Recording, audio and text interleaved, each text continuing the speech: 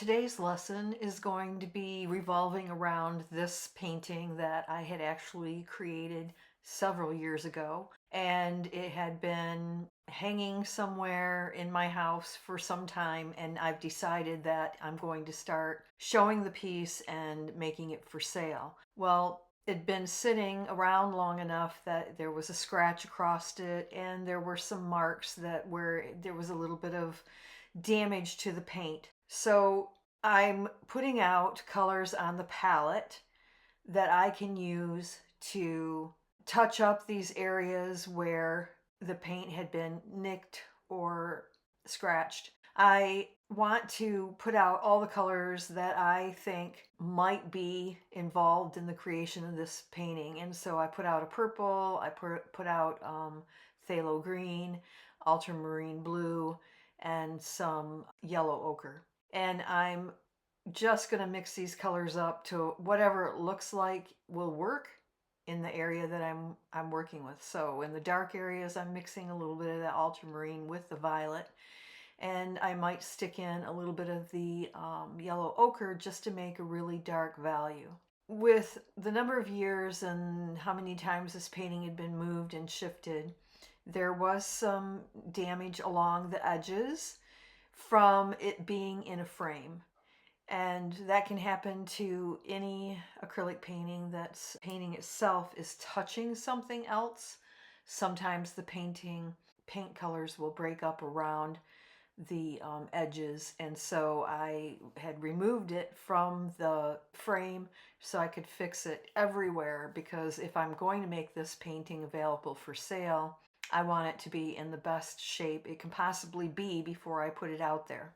So you're seeing me with a very light touch trying to fix the imperfections that I'm seeing, while also not disturbing the actual painting too awful much. Where there's dark, I'm putting dark. Where there's lighter colors, I'm putting lighter colors. I'm not trying to alter the painting that much. I'm fine with the design, the layout, that kind of thing. What I am concerned about is making sure that the final product that I'm going to put out into the world is the best that I can make it. So here you see me using a round brush, and I am doing some touch up to the branches. Now, there was nothing wrong in this area other than the quality of the paint application wasn't exactly the way I would have preferred it. So I am adding a little bit more detail, not necessarily detail in the design, but detail to the painted areas. I'm looking at small individual little areas of the paint and making sure that it has a quality about it that feels complete and professional. I have gone in and I've made some adjustments and corrections here and there for that. So now I'm going in and I'm making some of the lighter colors. I'm correcting and fixing some of the little nuances, and obviously I'm painting more than the actual problem areas that I started out to repair.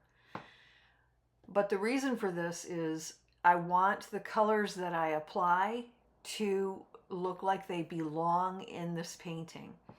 And so I've taken some titanium white and I have lightened some of these values that I started with, and I'm going in and I'm needing to adjust the quality of the application that was there prior. So sometimes when I'm painting in this style where you can see there's lots of little marks and lots of little strokes going every which way, a lot of times what will happen is that you're working so quickly and you're trying to be spontaneous that the application of the paint isn't necessarily up to snuff. It looks a little rough, maybe even a little dry brushy.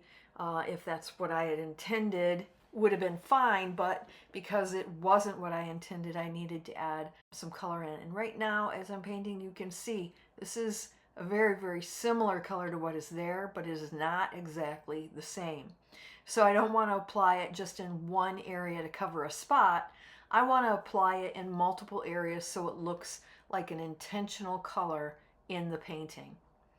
That's one of the things you need to keep in mind whenever you retouch a painting. You're never going to match the colors exactly. I mean, like I said, this painting had been sitting around for a number of years, and there's no way for me to remember what the actual colors were and how I actually created the mixtures. So when I add a color, I'm going to add that color in various areas of the painting so that it looks intentional as the rest of the painting. You can also see me sitting back.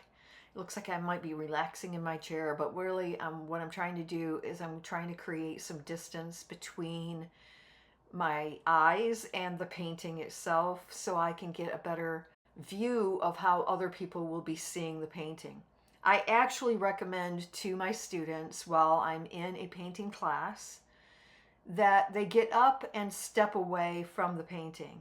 And quite literally, I would suggest 8 to 10 feet away from the painting that you're working on so that you get a picture of how other people are going to perceive it. Because when our face is right in that canvas, we're talking about only being, sometimes a foot to 2 feet away. It doesn't give us a clear idea of what that painting really looks like, the way other people will be perceiving it. So step away from your easel and take a look about 8 to 10 feet. Sometimes I'll even go more than that, because if the painting hangs in an area where people will be coming in the front door and they'll get a glimpse of it in the other room from that position, then you're talking could be as much as 20 feet away, right? So take a look at it from that distance too and decide if that is enough of the paint, enough of the color, if it looks like it's integrated, and get a feel for how that painting looks. You're never going to see it the way your viewers are going to see it because you have an emotional attachment to it, but you can get a better idea. And if you just try it with one of your paintings, step back away from it.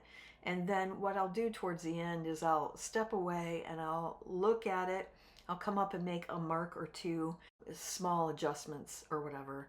And then I feel like I've completed it in a fashion that others will enjoy it more. In that lower corner, you're watching me actually cover up my signature. I felt like the signature was too large and it was overwhelming. So I've just put a few colors over the top of it, and later, after that area dries, I'll reestablish my name at the bottom. As a final note, I want to mention that I am not using a varnish to finish my paintings. I could never go back and touch up a painting like this if I had applied varnish. You cannot paint over varnish. I hope you find this video helpful. As I get ready to offload my paint from my palette to an extra canvas, I wanted to give you a final look at the piece.